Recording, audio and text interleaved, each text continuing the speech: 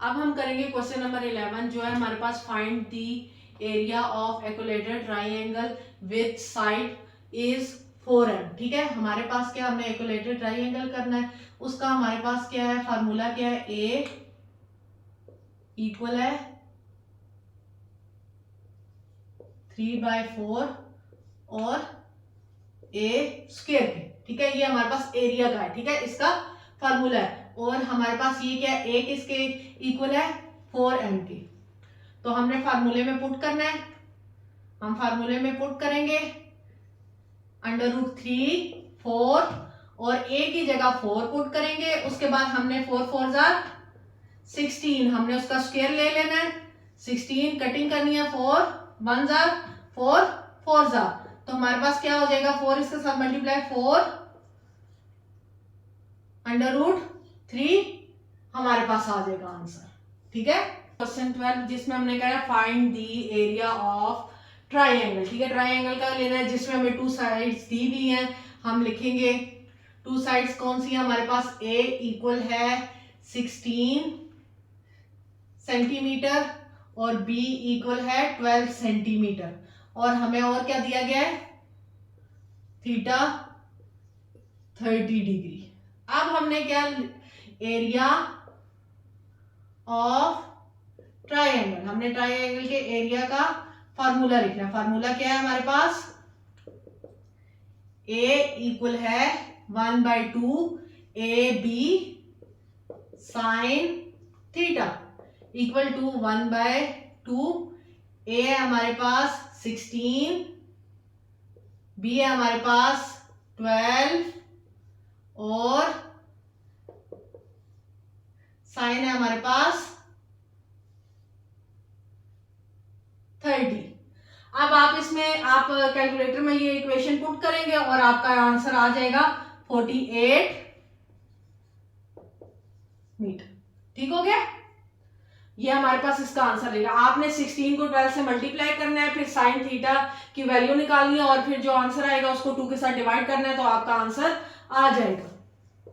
13 question है हमारे पास, the area of rectangle is 20 centimeter square and one of its side is 4 centimeter. Find the breadth, the parameter of the rectangle. अब हमारे पास क्या है, area of rectangle क्या है, उन्होंने हमें एरिया ऑफ रेक्टेंगल दिया गया है।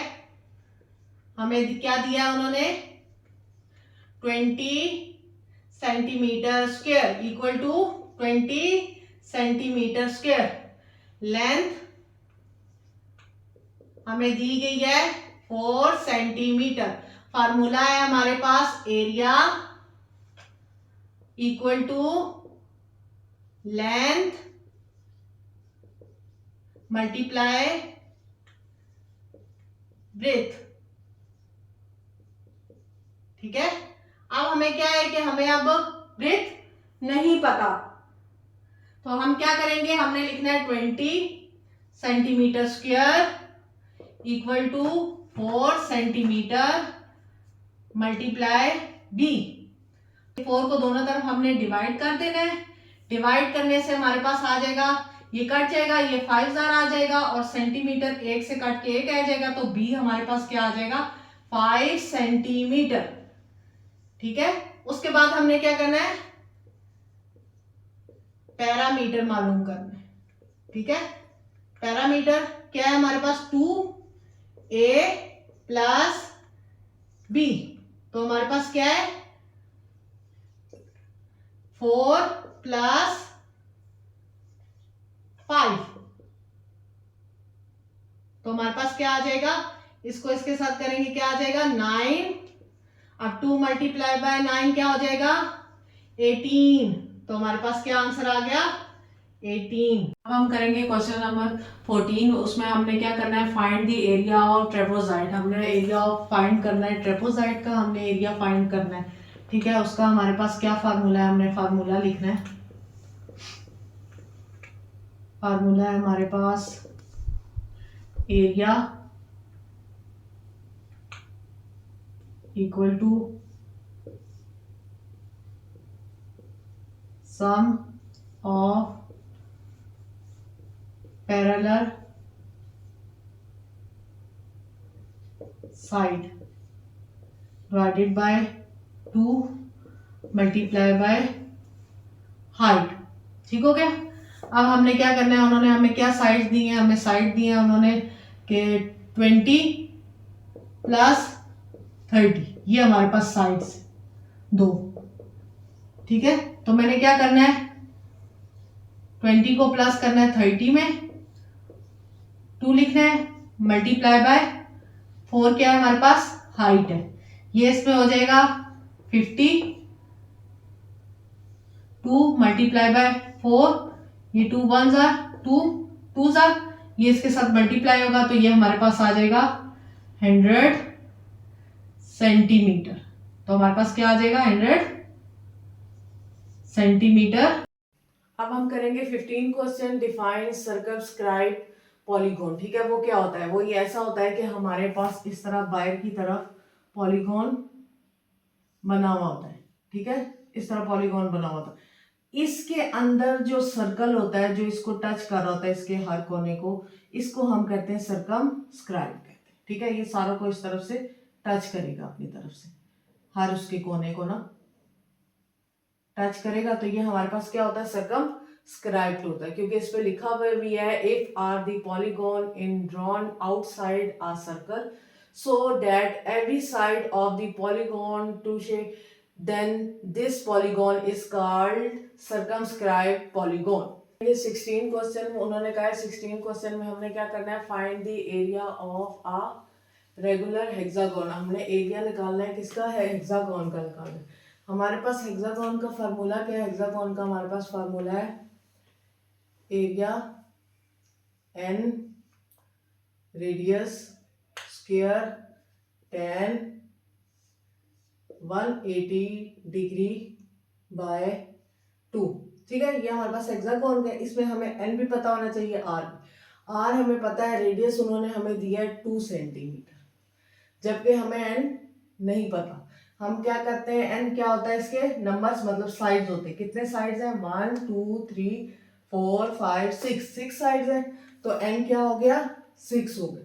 अब हमने क्या करना है, सिंपल सी बात है, हमने फार्मूले में पुट करना है 6 स्क्वायर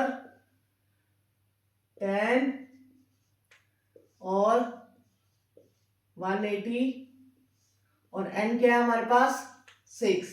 अब हमने क्या किया है, ये हमारे पास क्या हो जाएगा, 6 2 2 जा 4 स्क्वायर लिया उसका, tan 180, आप चाहो तो कटिंग कर सकते हो, 6 1 जा 6 3 जा 30 हो गई। फिर हमारे पास क्या हो गया, इसको हमने इससे किया 24 tan 30 डिग्री। अब हम क्या करेंगे, हम इसको कैलकुलेटर में पुट करेंगे, 24 tan 30 डिग्री, तो हमारे पास क्या आंसर आ जाएगा, 13.86। ये हमारे पास क्या आ जाएगा, इसका answer. 19 question, define chord of a circle.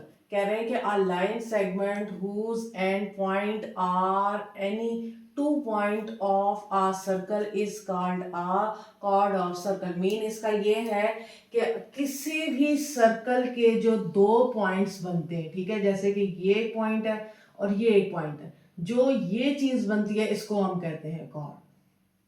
ठीक है, ये हमारे पास होता है। 18 क्वेश्चन में हमने क्या करना है, हमने फाइंड दी रेडियस फाइंड करना है, कौन सा, ऑफ दी सर्कल, सर्कल का। तो एरिया दिया हुआ है, सर्कल का एरिया दिया हुआ है 9.3129। तो हमें क्या करना है, सर्कल का हमारे पास क्या फार्मूला है, सर्कल का हम फार्मूला लिखेंगे एरिया ऑफ सर्कल का। ठीक है, किसका फार्मूला लिखना है, एरिया ऑफ सर्कल का। एरिया ऑफ सर्कल का क्या फार्मूला है, पैरामीटर रेडियस स्क्वायर। ठीक है, रेडियस क्या है हमारे पास, उन्होंने क्या कहते हैं नहीं दिया हुआ, पैरामीटर हमारे पास है 22/7। हमेशा याद रखना है कि पैरामीटर की वैल्यू है 22/7। अब हमने क्या करना है, रेडियस ऐसे लिख देना है। फिर हमने यहाँ पे क्या लिख दिया है, एरिया ऑफ सर्कल की वैल्यू उन्होंने दी भी हमें, वो हमने पुट करनी है। ठीक है, एरिया की वैल्यू है हमारे पास 9.3129। ठीक हो गया। अब मैं इसको इक्वल टू के इस साइड ले आऊंगी, इसको मैं अब इस तरह लिख देती हूँ स्क्वायर, और इसको इक्वल टू के उस साइड ले जाती हूँ। ठीक है, ये उस साइड जाएगा तो 9.3129 है, नीचे वाली वैल्यू ऊपर चली जाएगी, ऊपर वाली नीचे जाएगी। आप चाहो तो बेशक 22 को 7 के साथ डिवाइड करके वो ले जाओ, चाहो तो ऐसे कर लो। फिर हम क्या करेंगे, हम इसे 9 कैलकुलेटर से हम सॉल्व कर लेंगे। 3,1,2,9 मल्टीप्लाई 7 डिवाइडेड बाय 22, तो हमारे पास आ जाएगा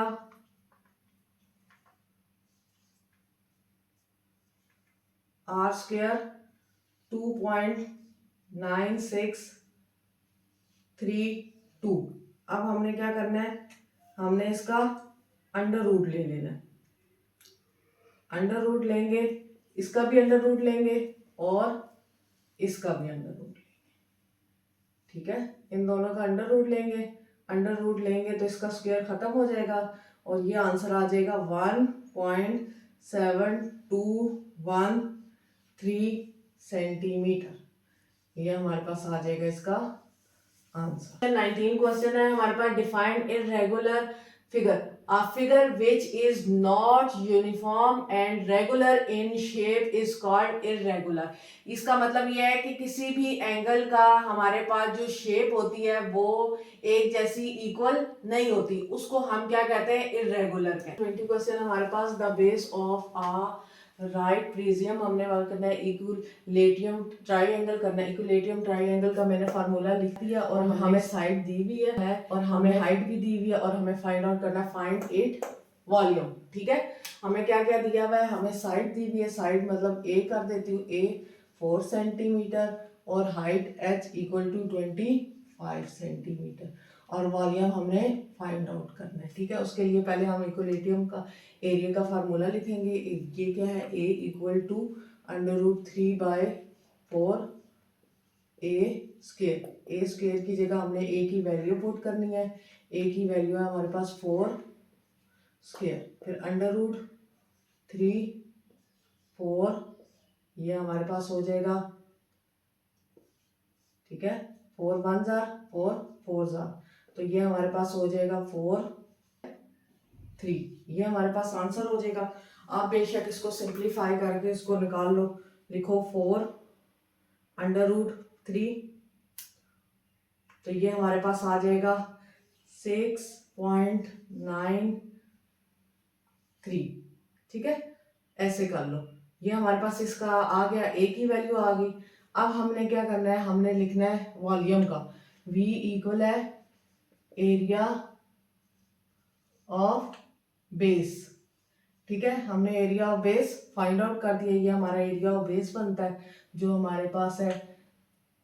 उसके बाद हमने क्या करना है, मल्टीप्लाई हाइट, मल्टीप्लाई करना है हाइट के साथ, तो हमारे पास क्या है 6.93 मल्टीप्लाई 25, तो हमने क्या करना है, इसके साथ मल्टीप्लाई कर देना है 25 को, तो हमारे पास आंसर आ जाएगा 173.20 सेंटीमीटर। ठीक है ना, आंसर हमारे पास आ जाएगा।